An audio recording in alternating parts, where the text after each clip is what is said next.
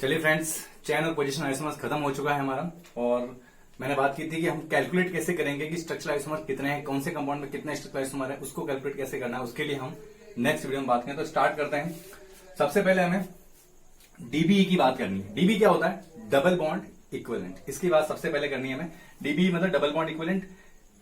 इसका फॉर्मूला मेरे पास ये है C+1 H plus minus H plus x minus N/2। H क्या है? नंबर ऑफ हाइड्रोजन है। X क्या है? मेरे पास हेलोजन है और नाइट्रोजन है, और ये हो जाएगा मेरे पास कार्बन है। अच्छा, डीबीई क्यों जरूरी है? किसी भी कंपाउंड में हमें डबल बॉन्ड, साइक्लिक कंपाउंड है या डबल बॉन्ड है, उसमें अनसैचुरेशन कितना है, ट्रिपल बॉन्ड है या नहीं है, या फिर सारे सिंगल बॉन्ड्स है या नॉन साइक्लिक कंपाउंड है, वो पता करने के लिए हमें डीबीई की कंपलसरी है। डीबीई निकालना बहुत आवश्यक है, तो उसके लिए हमें डीबीई की बात करनी रहेगी। तो डीबीई में क्या, डीबीई जरूरी है। अब इसके लिए मेरे पास 2-3 केस है। जैसे मेरे पास केस फर्स्ट, आज मैं सिर्फ केस फर्स्ट की बात करता हूँ। केस फर्स्ट में मेरे पास डीबी इज इक्वल टू 0 है। अगर किसी केस में अगर इसकी वैल्यू जो होती है रखने के बाद किसी फॉर्मूले में, और डीबी इज इक्वल टू 0 आता है, तो सारे क्या है? सिंगल बॉन्ड्स है और वो नॉन साइक्लिक कंपाउंड है। Okay, DB is equal to अगर 0 आता है तो उस केस में हमारे पास कौन कौन से कंपाउंड होते हैं और उनका कैसे हम स्ट्रक्चरल आइसोमर्स निकालते हैं वो देखते हैं। जितने भी एल्केन्स होते हैं उनके लिए डीबी इज इक्वल टू 0 आता है। तो मुझे डीबी काउंट नहीं करना, उसके लिए कैलकुलेट नहीं करना है। जैसे एल्केन एन निकाल के देखते हैं हम। जैसे मेरे पास C4H10 है, C4H10। तो देखो C का मान कितना है? कार्बन कितने? 4 प्लस 1 माइनस हाइड्रोजन कितने मेरे पास? 10 प्लस X और N है ही नहीं मेरे पास, तो इनको 0 कर देते हैं, डिवाइड बाई 2। तो 5 माइनस 5 इज इक्वल टू 0। इस तरह से मेरे पास डीबी आता है। तो डीबी कितना हो गया मेरे पास? 0। तो जितने भी वैसे सारे एल्केन्स के लिए डीबी 0 होता है।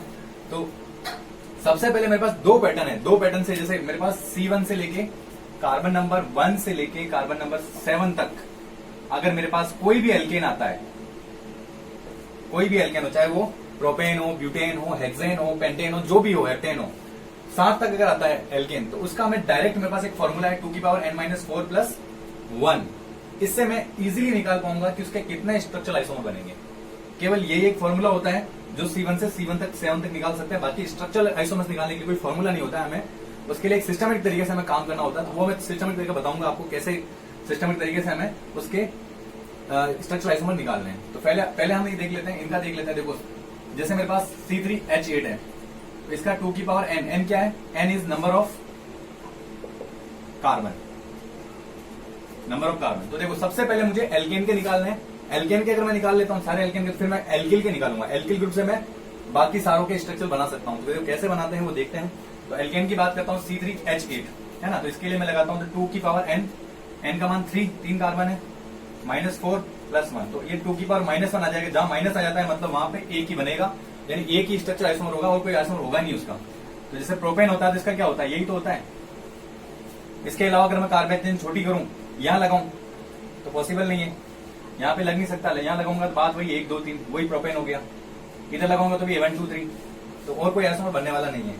अच्छा, सबसे पहले डीबी जरूर देखना है। किसी भी कंपाउंड को अगर स्ट्रक्चरल आइसोमर निकालना है तो डीबी जरूर देखना है, तभी हम पता कर पाएंगे कि सारे नॉन साइक्लिक कंपाउंड है या ऑल सिंगल बॉन्ड है या डबल बॉन्ड है या नहीं है। तो 0 है तो मतलब इनमें डबल बॉन्ड होगा ही नहीं, साइक्लिक कंपाउंड होगा नहीं है, और कोई किसी प्रकार का ट्रिपल बॉन्ड नहीं होगा। तो ये एक सिंगल बॉन्ड वाला नॉन साइक्लिक कंपाउंड होगा। ये डीबी इज इक्वल टू 0 से क्लियर हो जाता है ना।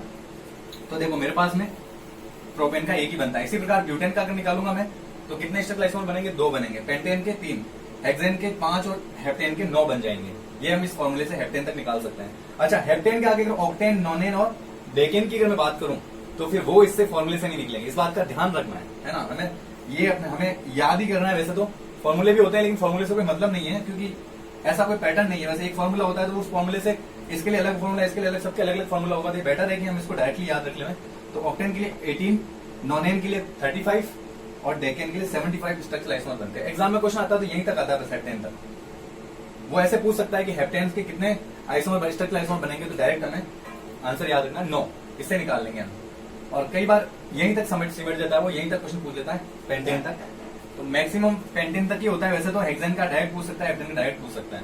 अच्छा, इस फॉर्मूले से आप डायरेक्ट स्ट्रक्चर तो निकाल लोगे, लेकिन कई बार क्वेश्चन पूछता है कि बताओ पेंटेन का कौन सा आइसोमर पॉसिबल नहीं है। तो फिर उस कंडीशन में तो हमें स्ट्रक्चर ड्रॉ करके बनाना पड़ेगा। तो देखो, स्ट्रक्चर ड्रॉ करते हैं हम पहले। इसकी स्ट्रक्चर ड्रॉ करके भी हम इसका निकालते हैं। तो देखो, जैसे मेरे पास ये फॉर्मूला नहीं है, उस केस में मैं इसको कैसे निकालूंगा स्ट्रक्चर आइसोमर, वो सीखते हैं अपन। वो बहुत जरूरी है। उसके बेसिस पे हम दूसरे निकालेंगे। जैसे मेरे पास कुछ क्वेश्चन होते हैं। एक क्वेश्चन जैसे मेरे पास ये है कि C4H9Cl, इसके कितने स्ट्रक्चर आइसोमर बनेंगे? तो इसके लिए मेरे पास कोई फॉर्मूला नहीं है, फॉर्मूले से नहीं निकलेगा, ये फॉर्मूला होता ही नहीं इनका, इनको अपन बना बना के ड्रॉ करके ही निकालना पड़ेगा। तो ऐसा क्वेश्चन कैसे सोल्व करेंगे? ये ऐसा आता है C5H11OH के OH में के स्ट्रक्चर आइसोमर में कितने प्राइमरी एल्कोहल है, प्राइमरी एल्कोहल कितने हैं, ऐसे क्वेश्चन आते हैं कई बार एग्जाम में। सेकेंडरी एल्कोहल कितने हैं इसके स्ट्रक्चर आइसोमर में, तो इनको याद रखने के लिए, इनको निकालने के लिए एक पैटर्न है, उस पैटर्न से चलेंगे तो इजीली आ जाएगा। देखिए C4H10 की अगर मैं बात करता हूं, C4H10, सबसे पहले अगर मेरे पास ये फॉर्मूला नहीं तो डीबी निकालूंगा, डीबी निकालूंगा कितना आ जाएगा, डीबी इजिकल टू 0, डीबी 0 आ गया। तो मेरे पास ये इसका मतलब क्या है, एक नॉन साइक्लिक कंपाउंड है और कोई डबल बॉन्ड ट्रिपल बॉन्ड नहीं है इसके अंदर। तो देखो ये आ गया मेरे पास, एक ये बन सकता है ब्यूटेन का, ओके, एक में बनाऊं तो मेरे पास एक ये बन सकता है। देखो इसका बनाने का तरीका क्या है, अगर आपने डीबी निकाल दिया उसके बाद उसका सेकंड स्टेप क्या होगा आपका, सेकंड स्टेप ये होगा कि मेन कार्बन चेन, सबसे बड़ी लॉन्गेस्ट कार्बन चेन लो, उसके बाद उस कार्बन चेन को छोटे करते जाओ। देखो 4 कार्बन की हो गई, उसके बाद 3 कार्बन की कर दो, ये हो गया। अब 2 कार्बन की करूंगा ऐसे तो कोई मतलब ही नहीं, 1 2 3 4 वापस ये आ जाती है। तो 2 कार्बन की नहीं होगी, 3 कार्बन की हो जाएगी, उसमें क्या बन जाएगा, आइसोब्यूटेन और नॉर्मल ब्यूटेन। तो इसका मतलब मेरे कितने बन रहे हैं, इससे 2 स्ट्रक्चर आइसोमर बन रहे हैं, एक ये नॉर्मल ब्यूटेन, एक आइसोब्यूटेन। देखो ये दो स्ट्रक्चर आइसोमर बन रहे हैं, हो गया। देखिए नेक्स्ट इसी तरह से मैं C5H12 की बात, पेंटेन एल्केन है, एल्केन के लिए डीबी इजिकल टू 0 होता है, वैसे याद रखने की जरूरत नहीं है, डीबी इजिकल टू 0 होता है एल्केन के लिए, कोई भी एल्केन हो, कंप्लीट एल्केन जो है उसके लिए डीबी इजिकल टू 0। तो डीबी मेरे पास 0 आ गया, मतलब सारे क्या है। तो सबसे पहले क्या करेंगे, पहला स्टेप ये निकाल दिया, दूसरा स्टेप क्या होगा हमारा, लॉन्गेस्ट कार्बन चेन, ये लो भाई लॉन्गेस्ट कार्बन चेन, 3 2 5 हो गई लॉन्गेस्ट कार्बन चेन, ओके। अब क्या करना है, वही कार्बन चेन को छोटी करते जाओ। दूसरा ये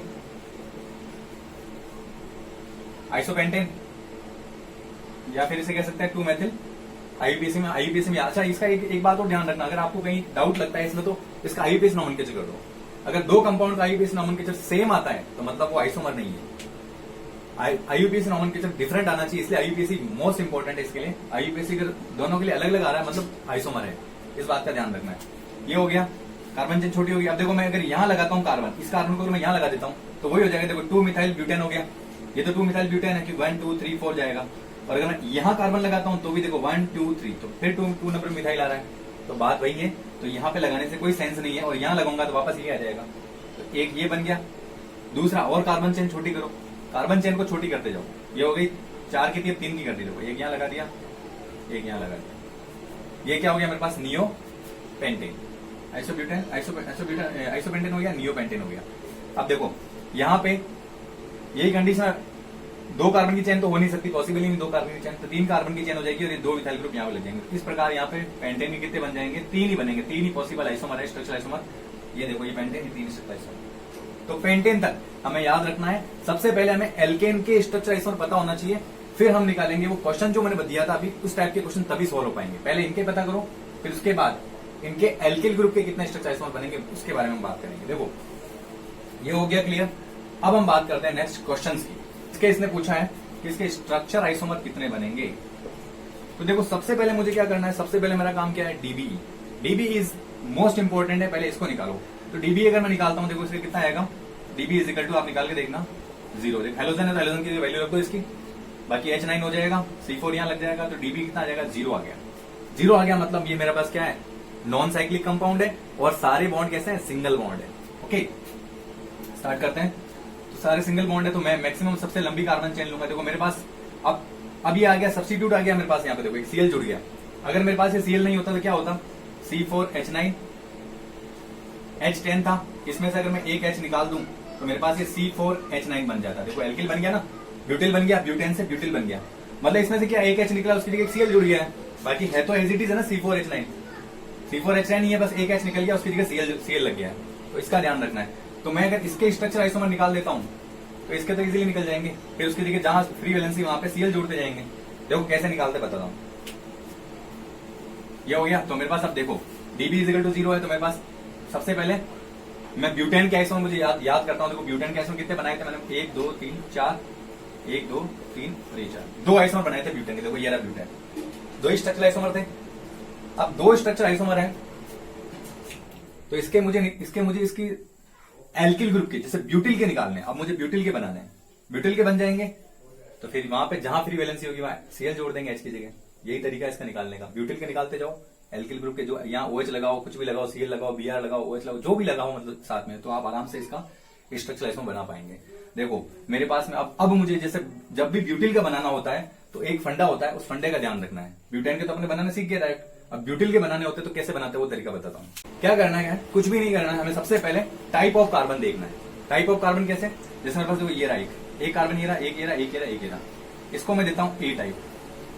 अच्छा टाइप ऑफ कार्बन ये नहीं है 1 डिग्री 2 डिग्री 3 डिग्री नहीं है, ध्यान रखना है। ये टाइप ऑफ कार्बन क्या है, नॉमेनक्लेचर में सेम आने चाहिए, नॉमेनक्लेचर में अलग अलग होंगे, वो वाले होंगे टाइप ऑफ कार्बन। जैसे मेरे पास अगर यहां पे मैं सीएल जोड़ दे, ये सीएल अगर मैं यहां पे जोड़ता हूं तो क्या आ जाएगा 1 क्लोरो ब्यूटेन। अगर मैं यहां जोड़ता हूं तो भी 1 क्लोरो ब्यूटेन। तो देखो दोनों एक जैसे हैं, सिमिलर है, तो इसको हमने ए नाम दे दिया। दूसरा ये बी और ये भी बी। कितने प्रकार के हो गए कार्बन, यहां पे अगर सीएल जोड़ता हूं तो 2 क्लोरोब्यूटेन, और यहां पे जोड़ता हूं तो भी 2 क्लोरोब्यूटेन आ जाएगा इस फॉर्मूले में, सेम है। तो देखो दो टाइप के कार्बन है इसमें, तो 2 टाइप के कार्बन, तो इससे 2 प्रकार के आइसोमर बनेंगे। कितने प्रकार के बनेंगे, 2 प्रकार के। कौन कौन से, एक तो ये बन जाएगा, ये फ्री वैलेंसी, और एक ये, इसको हमने रेडिकल भी कहा था, कॉमन नेम सिस्टम जब सीखा था, तो एक यहाँ पे, ये 2 बन जाएंगे रेडिकल इसमें। ओके, ये रेडिकल एक रेडिकल, तो मैं यहां लगा दूंगा एक सीएल, जो रेडिकल है यहाँ पे सीएल लगा दूंगा, और एक रेडिकल है यहाँ सीएल लगा दूंगा, तो 2 बन गए इससे। देखो इस मेन से इससे कितने बने, 2 बने। अब मैं इसकी बात करता हूं, इसमें देखो टाइप ऑफ कार्बन सबसे पहले निकालो। टाइप ऑफ कार्बन जैसे मेरे पास ये हो गया ए, ये भी ए, और ये भी ए, और ये मेरे पास बी। समझ आ रहा है। जैसे मेरे पास अगर यहां पे मैं सीएल जोड़ता हूं तो मेरा नाम क्या होगा, इसका नंबरिंग किधर से करूंगा, ये 1 2 3, ये इस वाले पे सीएल यहां से नहीं होगा, यहां से नंबरिंग होगी, यहां सीएल जुड़ा हुआ तो 1 2 3, तो 1 क्लोरो 2 मिथाइल प्रोपेन। अगर मैं यहां सीएल जोड़ता हूं तो भी बात वही है 1 2 3, तो वही वापस 1 क्लोरो 2 मिथाइल प्रोपेन। यहां जोड़ता हूं तो भी वही कंडीशन है 1 2 3, तो वही 1 क्लोरो 2 मिथाइल प्रोपेन। तो ये तीनों कार्बन जो एक ही प्रकार के हैं, लेकिन यहां जोड़ता हूं तो फिर फर्क आ जाता है, क्योंकि यहां जोड़ूंगा तो नंबरिंग किधर कैसे करूंगा 1 2 3, 2 क्लोरो 2 मिथाइल प्रोपेन हो जाएगा, तो नाम अलग हो गया ना। तो जैसे नाम अलग होता है वो टाइप ऑफ कार्बन हो जाता है। तो मेरे पास ये 3 प्रकार के, ये सेम ही है ये, और दूसरा ये बी प्रकार, तो 2 प्रकार के आइसोमर इससे बन जाएंगे। कैसे बनेंगे देखो देखते जाओ। ये हो गया मेरे पास में, एक मैंने यहाँ सीएल जोड़ दिया, इस वाले में जोड़ दूं इस पे जोड़, एक ही बात है, और एक मैंने यहाँ पे जोड़ दिया, देखो जोड़ दिया यहाँ पे ऊपर वाले पे, ये बी वाले पे। तो देखो 1 2 3 4, 4 प्रकार के स्ट्रक्चर आइसोमर बनेंगे इससे सीधे सीधे। तो बात समझ में आई। अगर मैं यहाँ पे OH होता तो क्या करता, तो भी यही काम करता, मैं ब्यूटिल के निकाल देता। ये देखो ब्यूटिल, मैं यहाँ पे सीएल हटा देता हूँ तो यहाँ OH जोड़ दो भाई, पहले इनके निकाल दो, जो मेन अपने पास एल्केन के उसके ले लो, उससे देखो कितनी पॉसिबिलिटीज आ रही है। थोड़ी इमेजिनेशन पावर थोड़ी अच्छी होनी चाहिए, इजीली हो जाएगा, कोई दिक्कत नहीं है, बहुत सिंपल है। तो यहाँ पे ये हो जाएगा, ये वाला हो जाएगा, एक ये वाला हो जाएगा, और एक ये वाला, जहां जहां सीएल है OH जोड़ दो, C4H9 OH का बन जाएगा।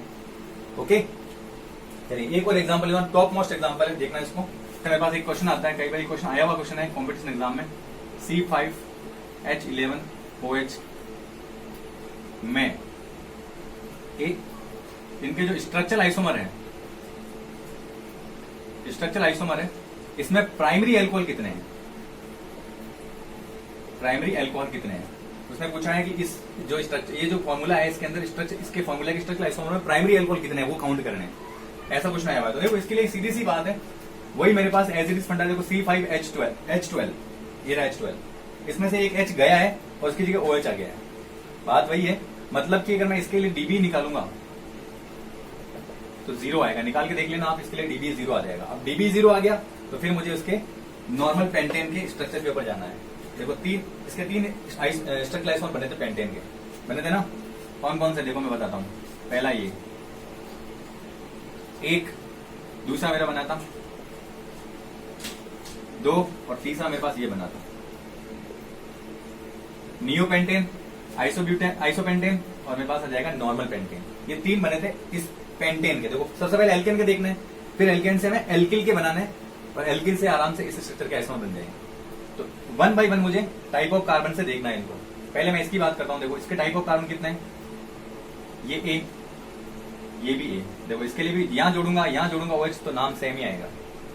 ये बी, ये भी बी, और ये मेरे पास सी। 3 प्रकार के कार्बन, तो मतलब इससे कितने बनेंगे स्ट्रक्चरल आइसोमर? 3 प्रकार के स्ट्रक्चरल आइसोमर बन जाएंगे। चलिए बना के देखते हैं। C5H12 के मेरे पास 3 स्ट्रक्चरल आइसोमर है। तो देखो मैं इसका ले लेता हूं सबसे पहले C आ गया। इस वाले ए पर जोड़ देता हूं मैं OH। एक प्रकार का ये हो गया, यहां जोड़ू चाहे यहां जोड़ू बात एक ही है। दूसरा फिर वापस ये यहां OH जोड़ देता हूं बी वाले पे, और तीसरा सी वाले पे जुड़ जाएगा।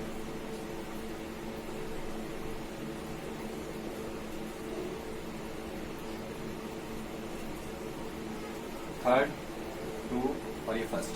देखो एक इस पे जुड़ गया, इसका नाम देखे तो क्या नाम होगा इसका? पेंटेन 1 ऑल, पेंटेन 2 ऑल और पेंटेन 3 ऑल। ठीक है, ये तीनों का नाम अलग अलग होगा। 3 प्रकार के कार्बन 3 प्रकार के स्ट्रक्चरल आइसोमर बन जाएंगे। तो देखो ये मेरे पास 1 डिग्री वाला हो गया। हमारे पास 1 degree alcohol, primary alcohol, C3 primary. देखो ये जो OH जिस कार्बन से जुड़ा हुआ एक ही कार्बन से जुड़ा हुआ है। ये 2 डिग्री है, ये भी 2 डिग्री है। तो देखो 3 तो इसके बन गए। अब दूसरा वाला मेरे पास क्या टाइप था? ये मेरे पास हो गया प्राइमरी एल्कोहल, इससे बन गए मेरे 3। अब मेरे पास नेक्स्ट फॉर्मूला क्या है? ये वाला फॉर्मूला आइसो वाला। इससे कितने? सबसे पहले टाइप ऑफ कार्बन निकालो, है ना। टाइप ऑफ कार्बन मेरे पास देखो ये A और ये भी A, दोनों सेम ही रहेंगे, दोनों का एनवायरमेंट सेम है। अगर मैं यहाँ पे यहाँ से नंबरिंग स्टार्ट तो 1 2 3 4 तो 2 मिथाइल। अगर मैं यहाँ पे नंबरिंग स्टार्ट करता हूँ 1 2 3 4 तो ये 2 मिथाइल। तो सेम एनवायरमेंट में तो ये A प्रकार के हो जाएंगे, ये B प्रकार का, ये C प्रकार का और ये D प्रकार। 4 प्रकार के कार्बन है। देखो यहाँ पे मैं कुछ भी जोड़ूंगा OH यहाँ जोड़ूंगा तो नाम अलग होगा, क्योंकि यहाँ मिथाइल ग्रुप आ रहा है। अब ये सेम नहीं होगा क्योंकि यहाँ पे मिथाइल ग्रुप आ गया है। अगर यहाँ भी मिथाइल ग्रुप होता देन उस कंडीशन में ये सेम होता, लेकिन यहाँ मिथाइल ग्रुप नहीं है तो ये अलग हो जाएंगे। फिर ये भी कार्बन अलग होगा, तो IUPAC नाम अलग अलग आएंगे। तो 4 प्रकार के कार्बन है, तो 4 प्रकार के स्ट्रक्चर आइसोमर बनेंगे। देखो बनाते हैं कैसे कैसे।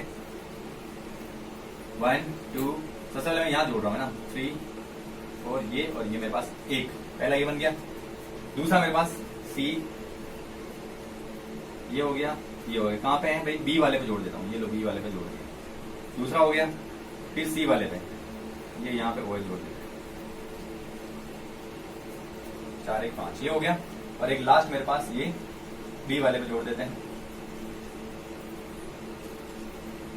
तो देखो मेरे पास 1 डिग्री कितने हो गए? एक तो ये हो गया 1 डिग्री।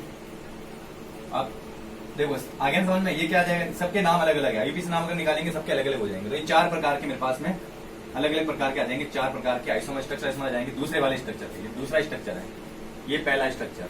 अब तीसरा 3 स्ट्रक्चर बनाए थे हमने एल्केन के। पेंटेन जो था उसके 3 स्ट्रक्चर बनाए थे, तो एक स्ट्रक्चर ये था, ये वाला। तीसरा ये था। इसके कितने बनेंगे? देखो ये मैंने बताया था चारों एक ही प्रकार के कार्बन है, और इस कार्बन को कोई हाइड्रोजन जोड़ नहीं सकता क्योंकि ये चारों वैलेंसी कंप्लीट है। तो ये चारों एक जैसे। यहाँ पे अगर मैं H हटा के कुछ भी जोड़ूंगा तो भी नाम वही होगा, यहाँ भी जोड़ूंगा तो नाम वही होगा। तो ये चारों कार्बन एक ही प्रकार के, ये प्रकार के ले लेता हूँ इनको। तो मतलब एक ही स्ट्रक्चर इसमें बनेगा। इससे कैसा बन जाएगा? ये ऐसे बन जाएगा जैसे मैंने यहाँ पे OH। ये भी मेरे पास 1 डिग्री। देखो जिस कार्बन से OH जुड़ा हुआ एक कार्बन से जुड़ा हुआ है, एक ही कार्बन से जुड़ा हुआ है, तो ये 1 डिग्री यानी प्राइमरी एल्कोहल ये हो जाएगा। एक प्राइमरी एल्कोहल ये हो गया मेरे पास में, एक ये हो गया, एक ये हो गया, ये 2 3 और ये 4। इस प्रकार 4 प्रकार के जो इस फॉर्मूले से 4 प्राइमरी एल्कोहल में मिल जाएंगे।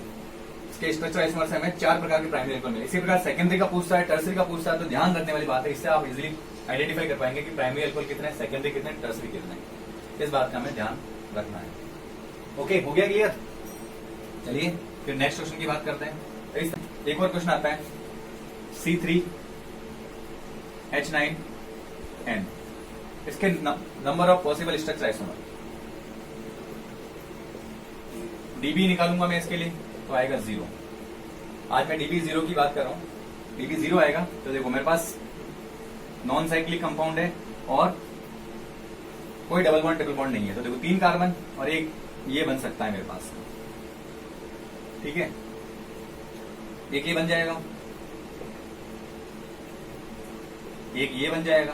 देखो दोनों के नाम अलग अलग होंगे, प्रोपेन 1 एमीन, प्रोपेन 2 एमीन, दोनों के नाम अलग अलग हो गए, 2 बन गए। तीसरा देखो ये प्राइमरी अल्कोहल, ये प्राइमरी एमीन है। NH2 बताया था मैंने, कॉमन सिस्टम बता रखा है, प्राइमरी एमीन। और फिर मैं बना देता हूं सेकेंडरी एमीन, ये सेकेंडरी एमीन है, और एक मेरे पास हो जाएगा टर्सरी एमीन, ये मेरे पास टर्सरी एमीन। तो देखो 1 2 3 4 4 बन गया मेरे पास। तो इससे कितने स्ट्रक्चरल आइसोमर पॉसिबल है? 4 स्ट्रक्चरल आइसोमर पॉसिबल है। इस तरह के क्वेश्चन हम डायरेक्टली सॉल्व कर लेते हैं। डीबी का हमें पता होना चाहिए, dB is the most important part. Okay, thank you for watching.